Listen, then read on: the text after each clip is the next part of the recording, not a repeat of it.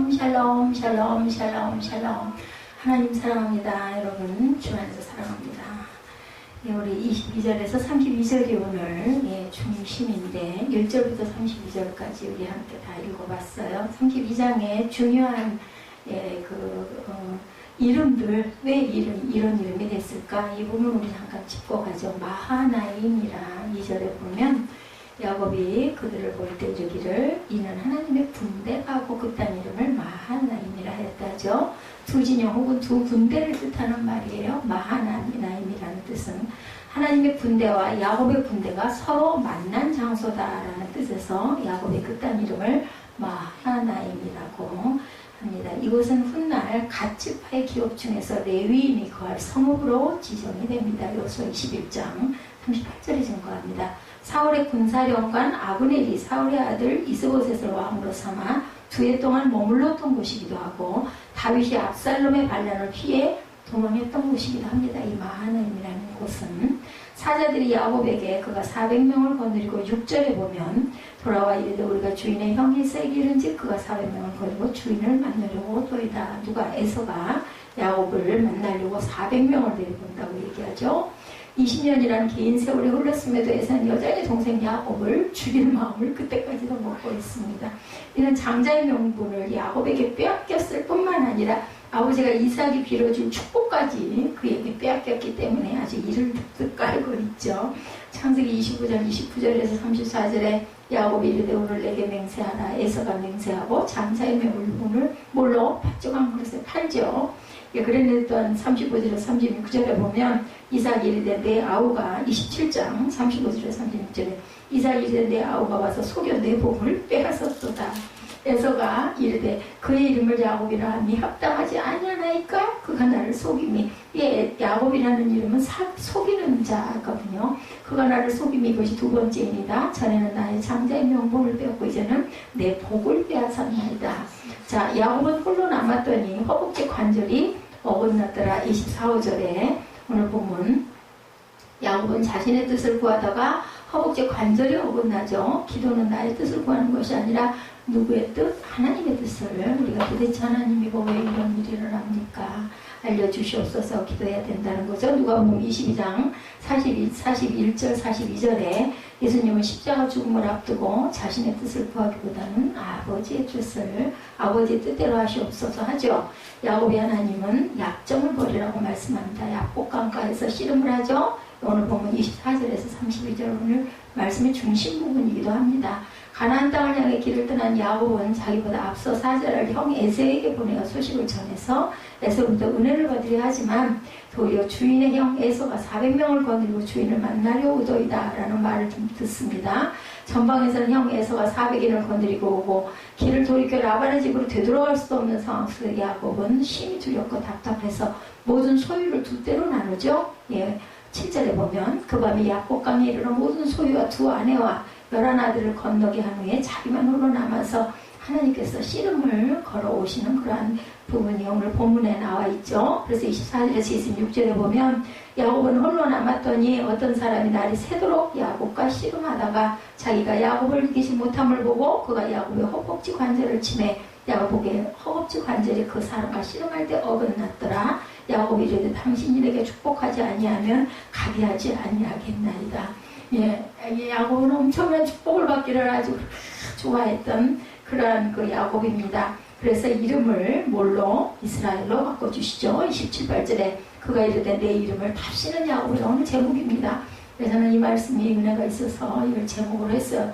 야곱이 이스라엘로 바뀐 답시는 야곱이라 부르지 말고 이스라엘이라 부를 것이 이는 내가 하나님과 몇 사람과 겨루어 이겼음이니라. 에서와의 관계를 그리고 나서 또 회복시켜 주시죠. 33장 1절에서 4절 보면 야곱이 눈을 들어보니 에서가 400명의 상병을 거느리고 오고 있는지라 형 에서에게 가까이게는 에서가 달려와 그를 맞이하고 안고 목을 어긋 맞추며 그와 입을 맞추고 서로 우니라. 하나님은 야곱이 자신의 뜻대로 하려는 고집을 버리고 하나님을 의지했을 때 이런 아주 귀한 복을 주시죠.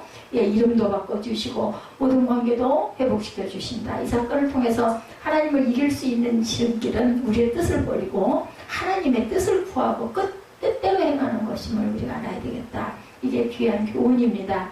하나님과 미 사람들을 겨루 이겼습니다. 28절이죠. 오늘 본문에 이것이 바로 이스라엘이라는 뜻이죠. 하나님을 이길 수 있는 방법은 내 뜻대로 기도하는 것이 아니라 하나님의 뜻을 붙잡고 하나님의 뜻대로 언약의 말씀을 붙들고 기도하는 것이다. 예, 민수기 14장 13절에서 20절에도 모세가 중보기도 합니다. 하나님과 대면하여 보았으나 내 생명이 보존되었다. 30절이죠. 이는 하나님을 직접 대면한 것이 아니라 그의 천사를 보았음을 뜻합니다. 하나님을 보고 살 자가 없다고 하죠. 첫사람 아담과 하와가 범죄하기 이전 하나님을 에덴 동산에서 그들과 직접 만나 주셨습니다. 그러나 그들의 불순종으로 인해서 죄가 세상에 들어오고 모든 사람은 죄인이 돼서 누구도 하나님을 볼 수 없게 되죠. 심지어 하나님의 음성만 듣고도 죽을까 두려워 떠는 그런 모습을 성경 곳곳에 나타나 있습니다. 디모데전서 6장 15, 16절에 오직 그에게만 죽지 아니함이 있고 가까이 가지 못할 빛에 거하시고 어떤 사람도 보지 못하고 볼 수 없는 이시다고 증거합니다.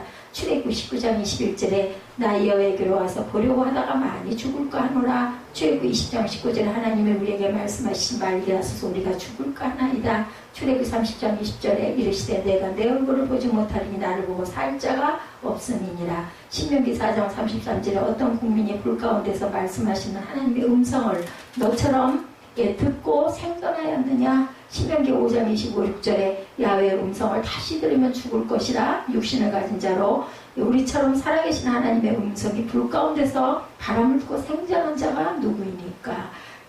사사기 6장 23절에 기드온이 그가 야훼의 사자인 줄 알고 이르되 슬프도소이다 주 야훼여 내가 야훼의 사자를 대면하여 보았나이다 하니 야훼께서 그에게 이르시되 너는 안심하라 두려워하지 말라 죽지 아니하리라.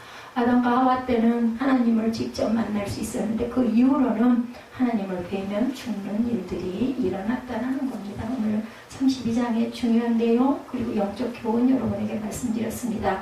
가나안을 향해 여행에는 야곱 일행에게 많은 어려움이 닥쳐오죠.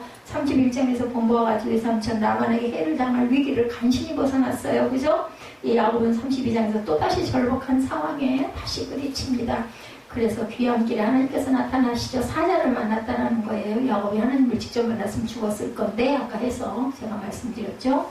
귀향길에 오른 야곱에게 또다시 하나님의 사자가 나타납니다.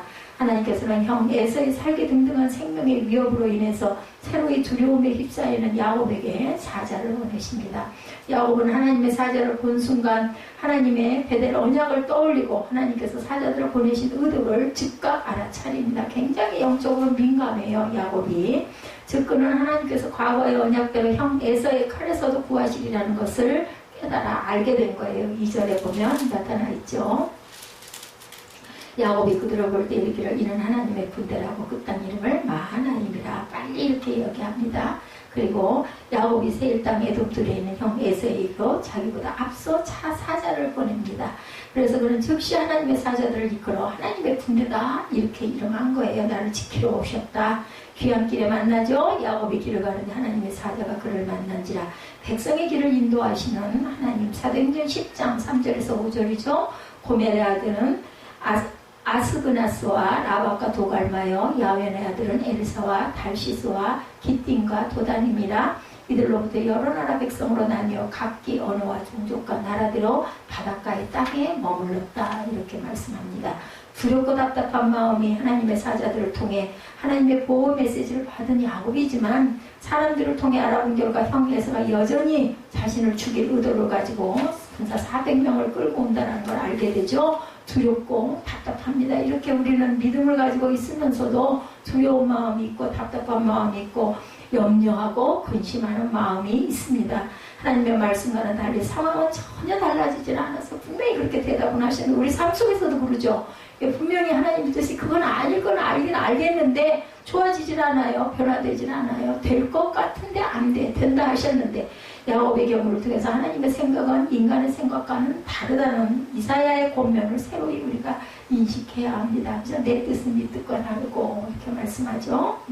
이사야 55장에 두려움이 찾아오는 원인 히브리서 2장 15절입니다. 죽기를 무서워함으로 한평생 매어 종로로 타는 모든 자들을 놓아주려 하시니 야곱의 두려움이죠. 27장 41절에 그의 아버지가 야곱에 축복한 그 축복으로 말미암아 에서가 야곱을 미워하여 신중에 이르기를 아버지를 곡할 때가 가까웠은즉 내가 내 아우 야곱을 죽이리라. 이제 아버지 기운 없고 내 나이 먹어서 곧 돌아가시게 생겼으면 내가 내 아우 야곱을 죽여버릴 거야, 이런 생각을 하는 거를 리브가가 이미 눈치를 채고 알고 피신을 시킨 거죠.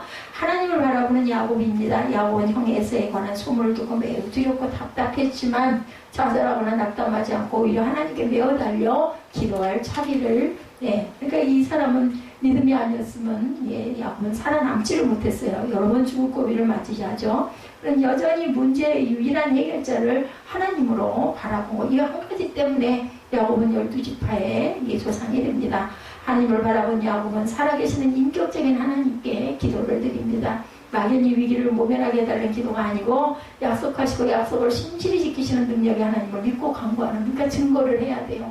하나님이 그때 이렇게 말씀하셨지 않습니까? 오늘 말씀에도 계속 증거하죠. 아브라함을 불러내신 하나님이죠. 창세기 12장 1절에 야훼께서 아브라함에게 이르시되 너는 너의 고향과 친척과 아버지의 집을 떠나 내가 네게 보여줄 땅으로 가라 말씀하셨어요.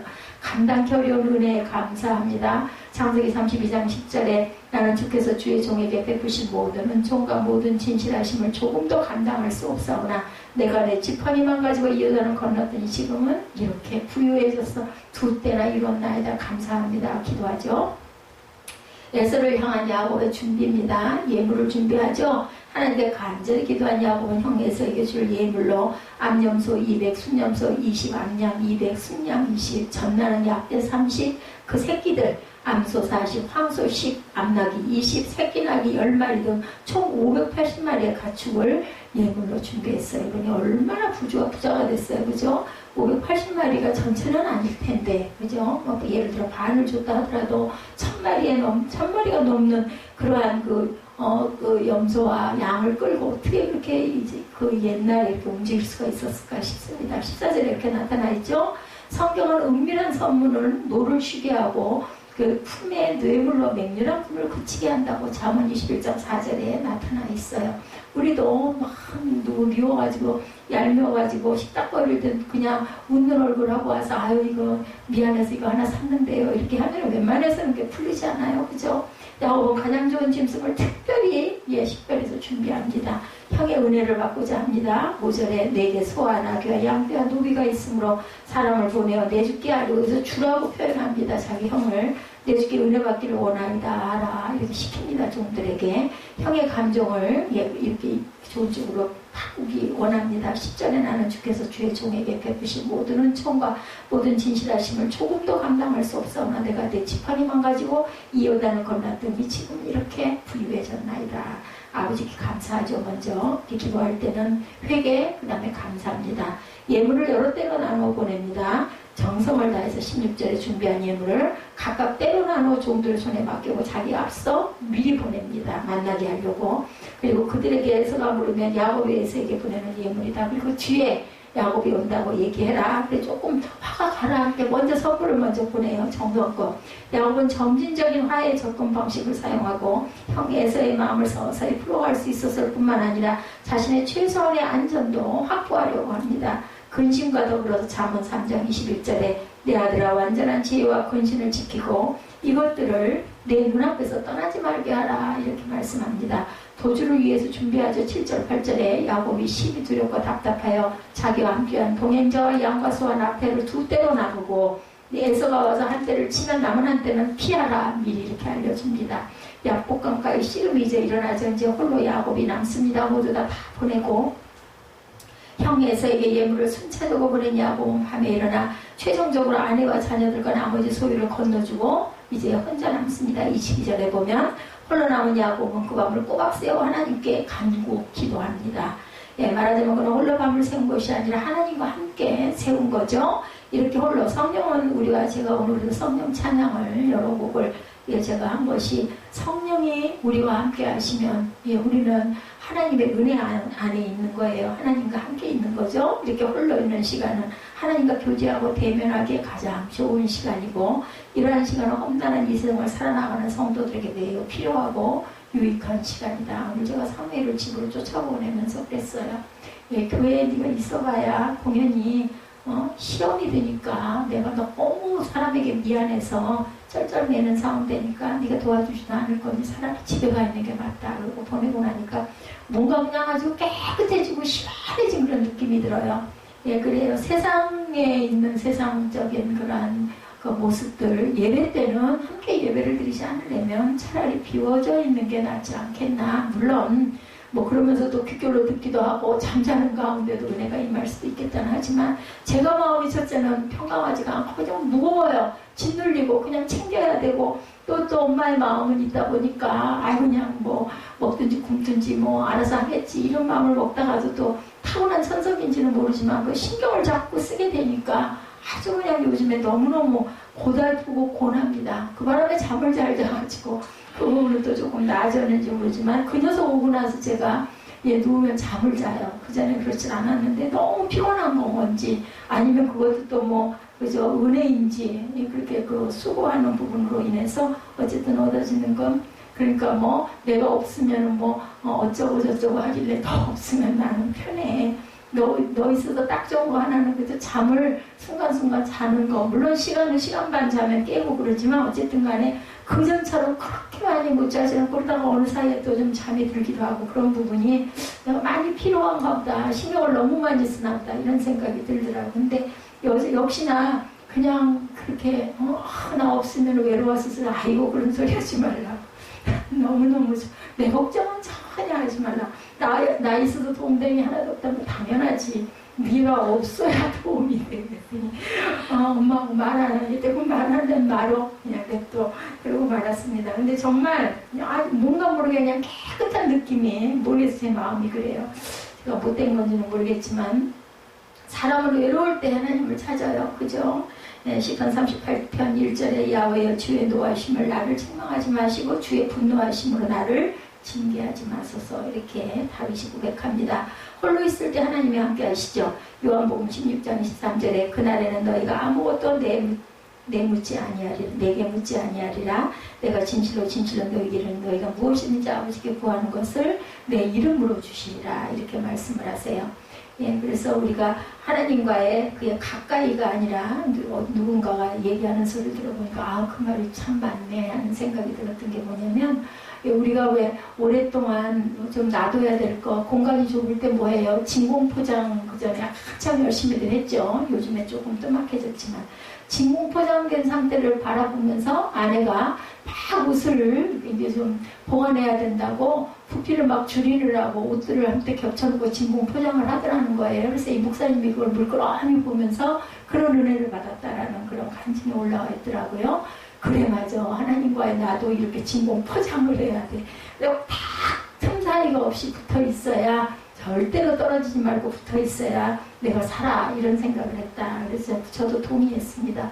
진공 포장이 되는 방법, 기도하는 방법, 그죠? 뭐 앉을 때나 쓸 때나 제가 참 우스운 얘기를 많이 하죠. 수영장에서 나는 천장 쳐다보면서 말을 1시간 동안 안 하니까 그동안에 내가 구할 거, 기도할 거 이것을 마음으로 열심히 기도하고 너무 좋잖아요. 너무나 평안하고 뭐 누가 우리 가끔가다 물론 이제 조금 뭐 사람들에게 걸리든지 뭐 시비가 붙든지 그런 게 가끔은 있지만 그래도 저는 아주 그 시간이 얼마나 마음이 아무런 다른 게 없어요. 그냥 정말 너무 좋고 기쁘고 하니까는 마음으로 기도하는 그런 마음도 생각나는 부분들도 생기고 그래서 그 시간을 제가 묵상의 시간으로 쓰기도 합니다. 누구하고도 얘기할 수가 없잖아요. 그 수영하는 시간에는. 내가 진실로 너희가 무엇이든지 아버지께 구하는 것을 뭐라고 그래요? 내 이름으로 주신다. 예수님의 이름으로 우리가 그래서 항상 기도합니다. 생사를 건 기도를 했어요. 홀로 기도하는 야곱은 그냥 죽기 아니면 살기다. 이런 마음 자세를 가지고 우리가 기도해야 된다.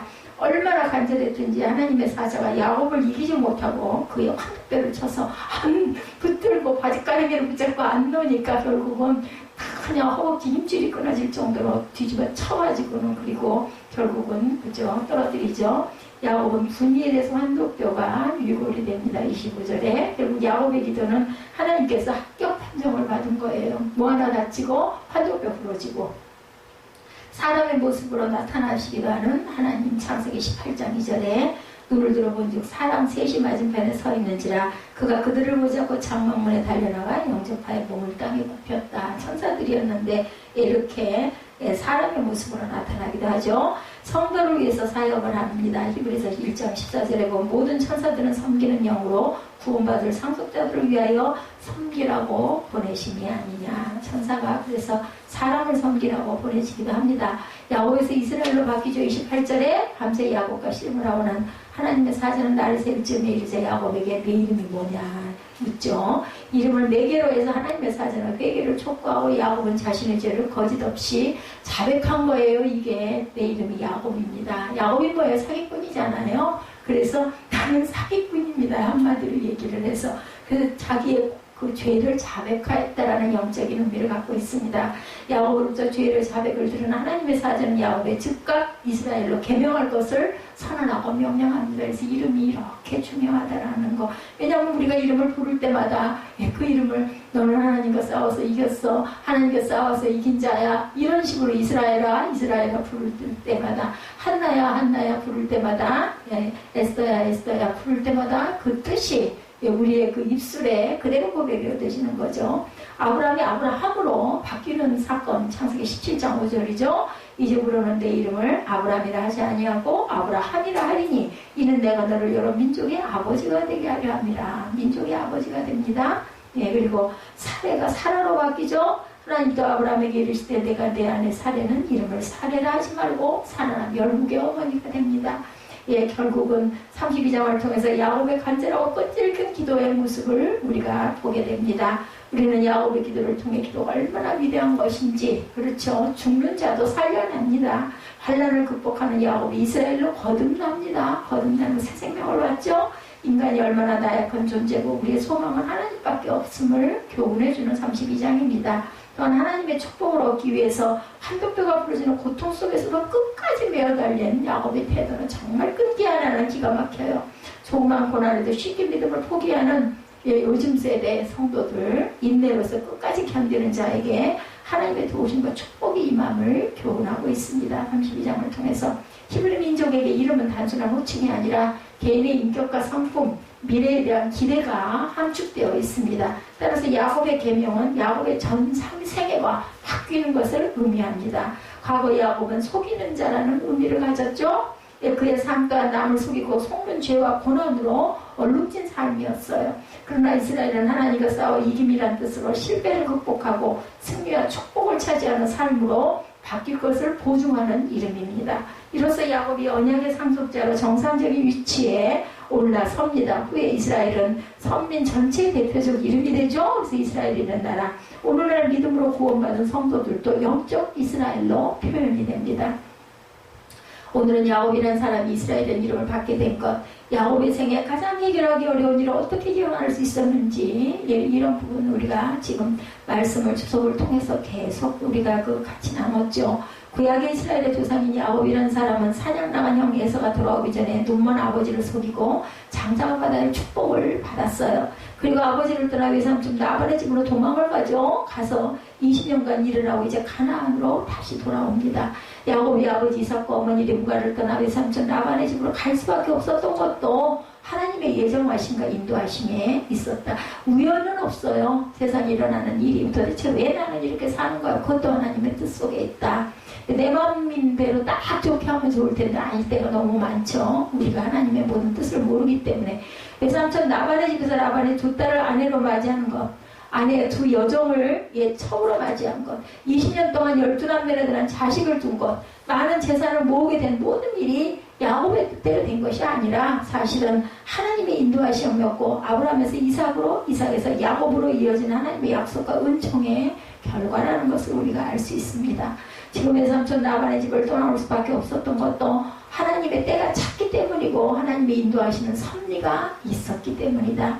하나님의 택하신 백성이 이방에서 번성하면 그곳에서 영적으로 타락하고 죽을 것으로 보아서 하나님은 그대로 두시지 않고 고통으로 몰아넣으시면서 하나님의 집으로 돌아오게 하십니다. 지금 하나님의 택하신 백성인데 세상에 나가서 방황하고 있다면, 물질적으로 넉넉하게 잘 사는 것처럼 느끼고 있다면, 나는 하는 일마다 잘 된다고 느끼고 있다면 그것은 꼭 하나님의 축복만은 아니라는 것. 세상에서 알아주고 인정받아도 세상은 결국은 세상이에요. 예, 하나님의 나라는 아닙니다. 죽음의 세계입니다. 결국은 그죠? 전부 먼지가 되고 죽어 없어질 것들이죠. 저도 제 지난 생애를 쭉 지금 돌아보면 그때가 편하고 좋았죠. 하고 싶은 거 마음대로 하고 다니고 싶은 거 마음대로 다닐 수 있었고 어깨에다 힘주고 우쭐거리고 다닐 수 있었고 어떻게 보면 정말 멋진 어떻게 더 이상 하고 싶은 거 어떻게 더 해 그럴 만큼이었는데 지금 생각해보면 그게 과연 축복의 길은 아니었다.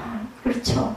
예, 저와 여러분이 영혼을 죽이러 달겨드는 세력들이 얼마나 많다라는 것. 뭐 좋았던 게 하나도 없어요. 지금 생각해보면. 내가 정말로 살고 싶다면 하나님의 집으로 돌아오고 들어와야 된다는 것. 제가 여기를 떠나고 싶어 하지 않습니다. 야곱 외삼촌 라반의 집에 그대로 있다가는 라반과 그의 아들들에게 어떤 애를 받을지 모르게 됐어요. 그래서 더 이상 내가 거기 있으면 안 되겠다 해서 하나님이 부르신 거예요. 라반의 아들들이 하는 말을 야곱이 듣죠. 예, 지난 31장에 나타나 있었죠.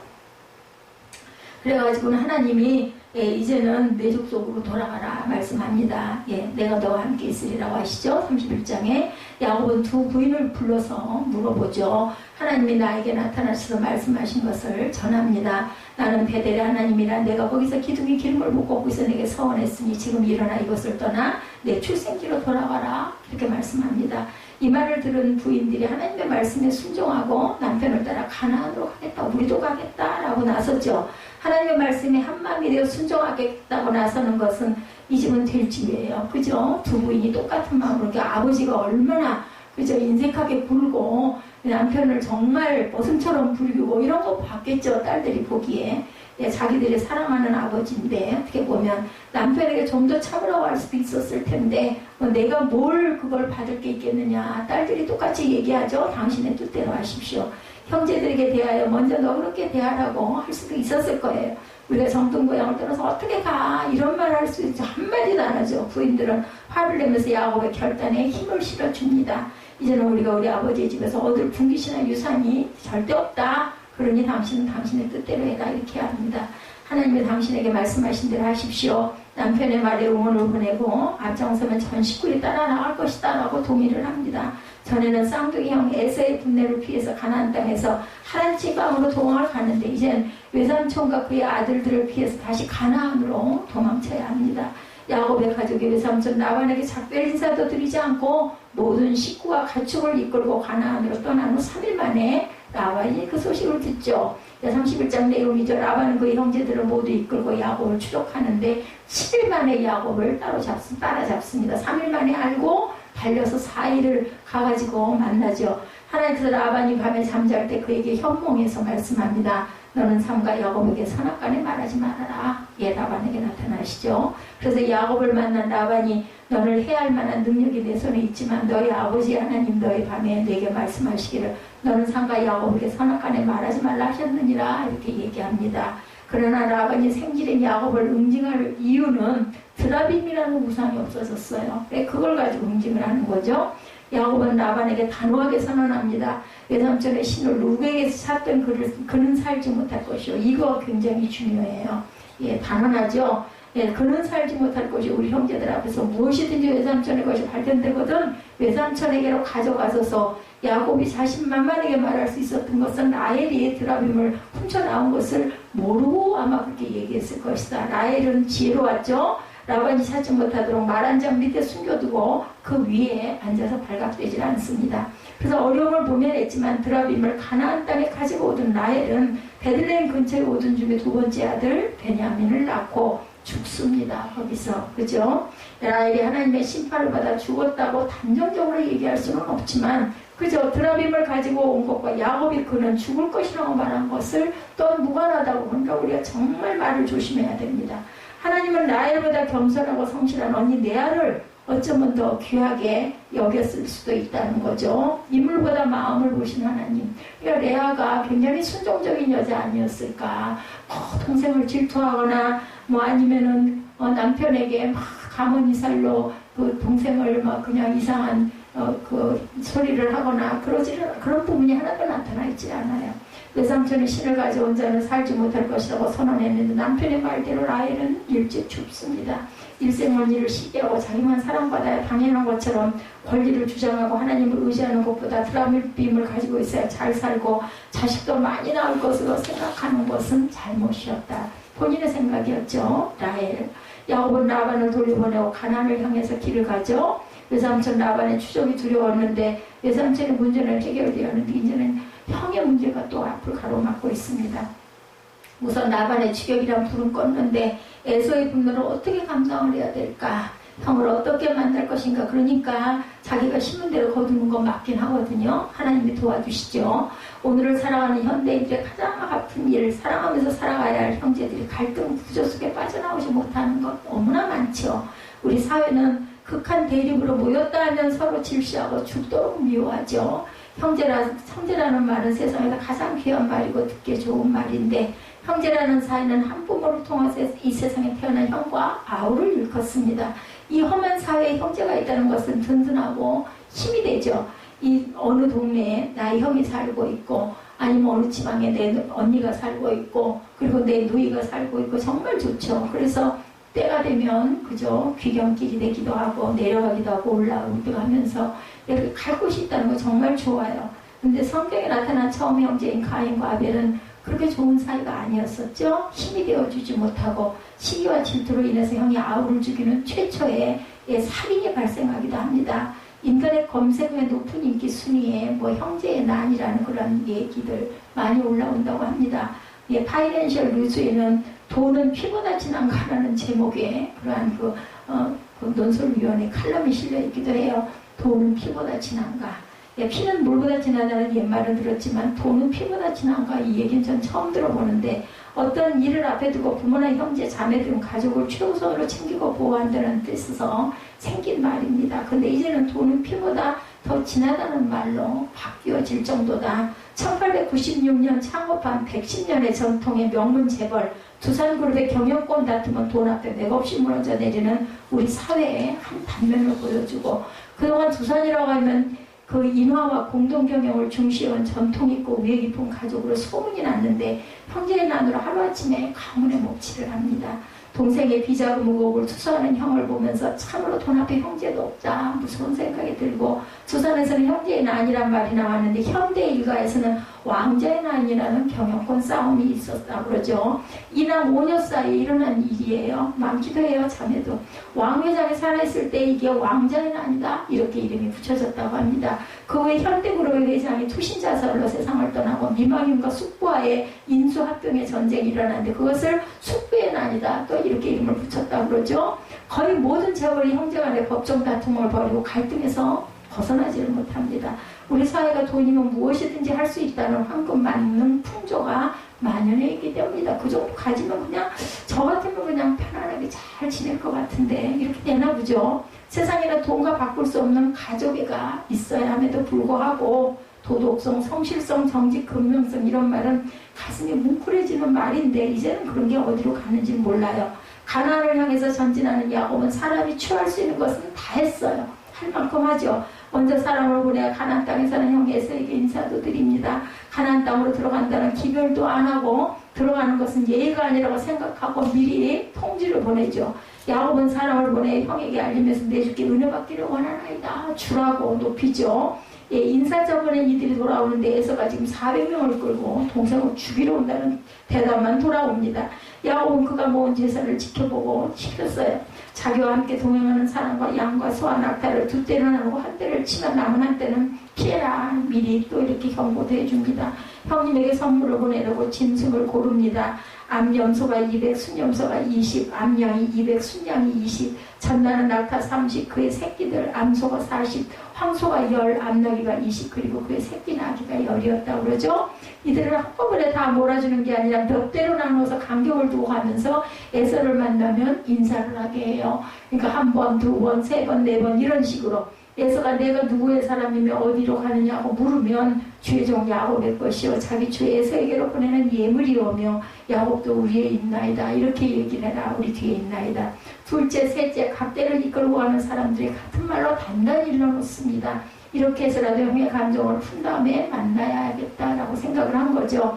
이제 야복강을 건너서 가나안 땅으로 들어가야 하는데 모든 일꾼들과 짐승을 건너게 하고 그의 가족을 마지막으로 건너게 합니다. 그것도 낮에 사람이 잘 보일 때 건너가게 하지 않고 밤중에 정말 보면은 지략이 있는 사람이에요. 야곱은 보면 두 아내와 두 여종과 11아들을 인도해서 시내를 건너가게 한다. 심정이 또 오죽이나 했을까요? 그죠? 이제 남은 것은 혼자예요. 또 이제 혼자가 됐어. 갈 때도 혼자 돌베개 베고 누웠다고 하나님 사자 만나죠? 근데 이제 또 돌아갈 때도 똑같은 상황이 됩니다. 자기도 따라서 건너가야 하느냐 아니냐 아니면 홀로 남아야 하느냐 하는 기로에 서 있습니다. 자기로서는 도무지 강을 건널 수가 없습니다.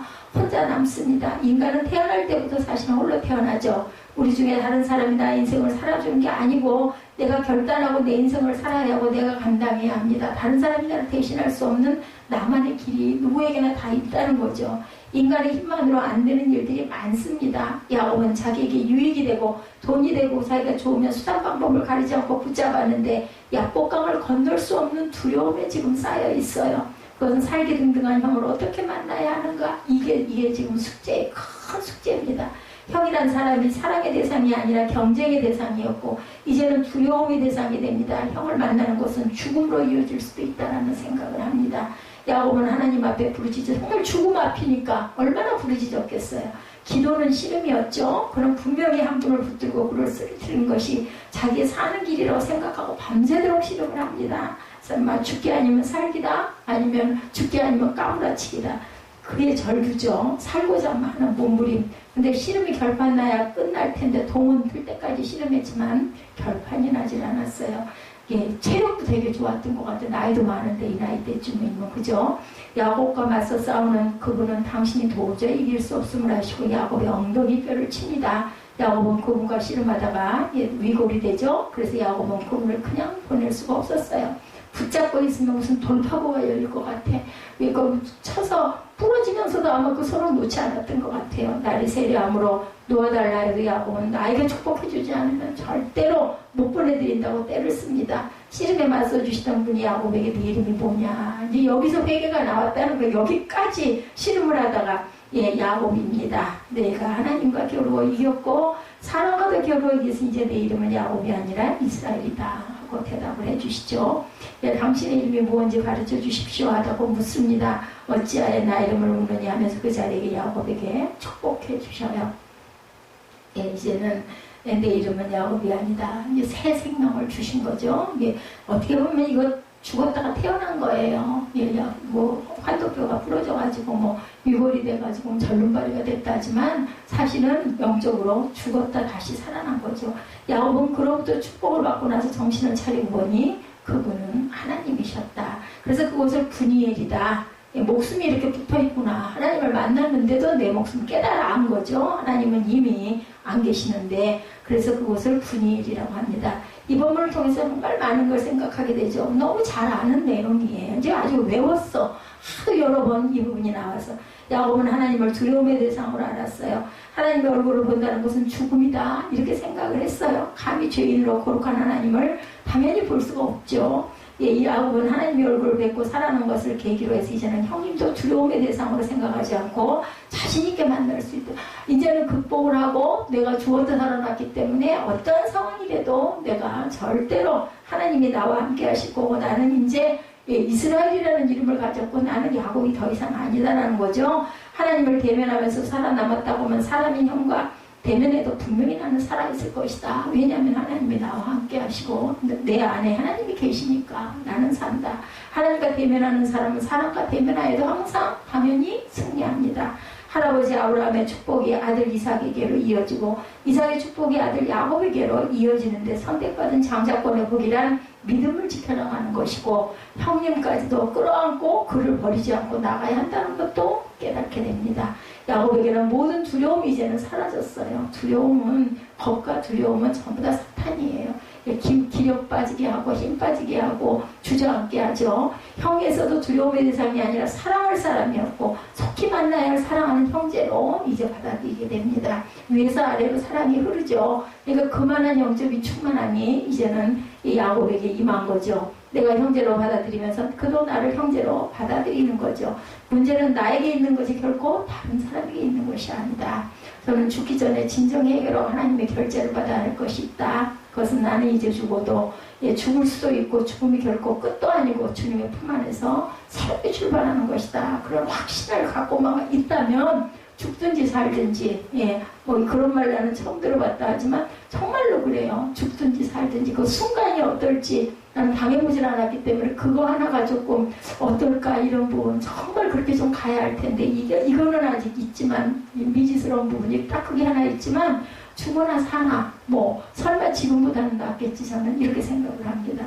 분명한 확신이 없다면 어떤 사람도 죽는 데서 두려움이 가셔질 수가 없겠죠. 하나님의 결제는 이미 떨어졌는데 많은 이들이 그것을 믿음으로 받아들이지 못하고 있으면 결제 뭐예요? 한 번은 꼭 가는 것 그리고 거기에 뭐만 살 수 있는 것 구속 그리고 부활 그죠? 야곱이 세상을 살면서 내가 살아남기 위해 남을 이기고 올랐어야 한다는 생각이었지만 하나님과 겨루고 보니 하나님이 돌봐주시고 손들어 주셨기 때문에 내가 산 거지. 하나님이 한번 엉덩이를 치시니까 엉덩이 뼈가 부서져 버려요. 그죠? 허벅지를 절어야 합니다. 야곱이 걸어오는 곳을 보니 정상인도 아니고 처음함이 장애를 입은 사람같이 보였죠? 저도 그래서 일어나요. 저도 그래서 이런지 모르겠습니다. 하나님이 야곱의 엉덩이뼈를 치심으로 형이 에서로 하여금 측은한 마음을 들게 헤아리는 마음을 사라지게 합니다. 아유서 병신을 내가 죽여봐야 뭐 하겠어. 하나님도 나한테 그러지 말라고도 하셨고 이 마음이 들었지 않았을까. 그러게요. 네가 아무리 그래봤자 나 아무리 잽이 안 돼 이러면 그냥 까짓 거 이렇게 되지 않으려나. 날이 밝아 약복강나루를 건넌 한 노인을 보았는데 야곱은 분명히 야곱인데 20년 전에 떠났던 의기양양한 모습이 아니라 초라한 노인에 불구하고 험한 세상을 살아서 이제는 제대로 걷지도 못하는 그런 노인이 된 거예요. 야곱은 장자의 축복을 받았지만 그에게 주어지는 것은 어려운 환난이고 에서가 보니까 그리고 이겨나가기 어려운 힘든 상황이었죠. 보이지 않는 것을 바라보는 영안이 열려는 있었는데 에서의 눈에 보였을까요? 안 보였겠죠? 영안이 열려진 거 보이지 않고 초췌하고 덜룩거리는 노인만 바라보야친 겁니다. 하나님의 사랑하신다는 음성이 그를 떠나지 않습니다. 야곱에게는 이것이 하나님께서 장자에게 주시는 큰 복, 은혜죠. 은혜. 그죠? 뭐 손에 돈이 많고 뭐 무슨 권력이 있고 이런 건 하나도 없지만 저는 이 말씀을 전하면서 저한테 하시는 말씀이구나 하는 생각이 제가 이렇게 듭니다. 그는 언제나 축복의 언어를 들었어요. 야곱이 변하여 이스라엘이 되었다는 말은 하나님이 겨루 이겼다는 건데 사실은 하나님의 다스림을 받는다라는 말이죠. 은혜로. 만나는 사람과 부딪히고 다투던 사람이었지만 이제부터는 하나님의 다스림을 받는 사람이 되었다. 그렇죠? 하나님과 겨룰 수 있는 사람이라고 하면 하나님의 다스림을 받는 사람이죠.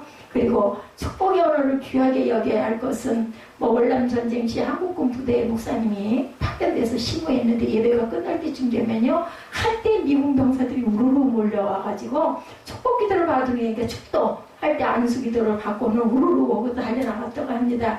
주일마다 계속됐다고 그래요. 미군 부대는 군목이 계시지가 않아서 자기들끼리 모여서 말씀 보고 찬양하고 그러다가 마지막 축도는 한국교회 가면 목사님이 계신다더라 해서 달려가가지고 성경 공부하고 성경 공부라는 게 뭐 있겠어 서로 읽었겠죠. 그리고는 시간 딱 봤다가 축도 받을 시간이야. 그러면 가가지고 축복 기도를 그렇게 사모하고 귀하게 누가 그래? 야곱이 그렇잖아요. 축복을 받고 싶어가지고 다른구나. 그러니까 그거 하나 때문에 야곱은 12지파의 민족 이스라엘의 조상이 된 거예요. 그죠? 목숨이 붙어 있다는 것 우리가 감사해야 되고 건강한 것 인해서 우리가 감사해야 돼요. 감사밖에 없어요. 감사로 제사를 드리는 자는 하나님을 영화롭게 하시나니 우리 아까 찬양했죠? 지금 살아있는 것으로 감사하고 구원받은 하나님의 자녀가 된 것이 감사하고 하나님의 나의 하나님이 되신 것을 그것처럼 귀하고 좋은 것은 없다. 모두들 그거 예수 믿는 거 누구는 안 믿어? 이렇게 하지만 이 은혜를 깨달을 수 있는 걸 아무나 깨달을 수 있는 게 아니잖아요. 우리에게는 사랑할 사람만 있을 뿐이지 미워하고 버릴 사람들이 없다는 것을 우리가 알아야 되겠고 하나님은 나를 힘이 쳐서 위골되게 해서라도 위기를 넘기고 문제를 해결해 주시는 것을 우리가 알아야 되겠다. 우리를 실패한 중에 끌어올려 주시고 절망의 늪에서 건져주신 하나님이 살아계시다는 거. 우리가 세상 가운데 살아가면서 뭐 예를 들면 제가 그 만난 그 약, 뭐 알로에 이런 것들도 사실은 눈에 띄게 해주시고 먹게 좀 정말 웃기잖아요. 몇 년을 그 자리에 그대로 있었어요. 2년을 있었나요? 약을 보니 유통기한이 그렇게 지났으니 거기 그 자리에 그렇게 있었어요. 제가 어느 날인가 아유 좀 치워야 되겠다. 버릴 것 좀 버려야 되겠다. 사무엘도 있고 저 책장도 조금씩은 정리를 해서 이제 너무 뭐 초등학교 때 그런 그 수련장 이런 거 좀 치우고 버려야 되겠다. 그러다가 이제 그 약 그 아직 그대로 있는 아예 박스채 있는 그걸 버리려고 딱 보고 이렇게 들여다보니까 뭐 몇 가지가 써져 있어서 버리려도 속을 버리고 버려야 플라스틱을 버리니까 뚜껑을 따려고 하고 보다가 뚜껑을 따가지고 또 이렇게 보고 냄새를 맡아보고 맛을 조금 보니까 말짱해요. 새콤한 게 맛이 나쁘지도 않고 죽게 하겠니? 한번 먹어보자. 그래서 조금 먹었더니 너무 편한 부분들이 생기는 거예요. 그래서 이제 그때부터는 이제 저녁에도 조금 먹고, 뭐 거기 25ml 먹으라고 그래서 25ml 그 눈금이 있는 플라스틱 뚜껑이 있었어요. 그걸 먹은 거죠. 그러다 이제 나중에 이제 괜찮아. 정말 뭐 너무나 장도 편안하고, 뭐 거기 뭐 좋은 건 다 적어놨더라고요. 그러다 보니까 이제 아까워. 그래서 저녁에 먹던 걸 안 먹고 아침에만 먹어가지고 오래오래 먹으면서 우리 에스 전도사 이거 좀 먹여야 되겠다 싶어가지고 열심히 또 권할 때 또 얼마나 열심히 권해요. 그걸 꼭 남이 생각하면 저렇게 해서 먹이면 뭐 생기는 게 있나? 아니 그러니까 모르는 사람들은 아니 왜 이렇게 열심히 권하느냐는 거죠. 근데 그냥 좋은 거니까 먹이고 싶으니까. 왜냐 하나님의 마음 그리고 부모의 마음 엄마의 마음들이 이런 마음인데 엄마가 그렇게 하는 우리 아까 우리 사무엘 안 먹으려고 그러는 걸 밥 한 숟가락만 계란 하나에다가 탁 이렇게 대줬더니 내가 누구를 이기겠어. 그래 알았는데 내가 엄마를 믿어 얘기를 하더라고요. 많이 주지 말라는 거죠. 그래서 탁 비벼가지고는 나물이랑 같이 넣어서 기어코 먹고 가게 했죠. 하나님의 마음이 아닐까. 좋은 거를 먹으라고. 그러니까 부모의 마음은 정말 특별한 사람이 아닌다면 자녀가 좋은 걸 잘 먹고 잘 되기를 다 바래요. 내가 할 수 있는 일이 뭘까? 그러면서 그런 것만 보면 뭐가 됐든 딱 보이면 아이고 애써주면 좋겠는데 이런 마음이 항상 드는 거죠. 고맙고 감사해서 인 것도 있지만 아니라 할지라도 아마 제가 그 타고난 천성 속에 그게 있어요.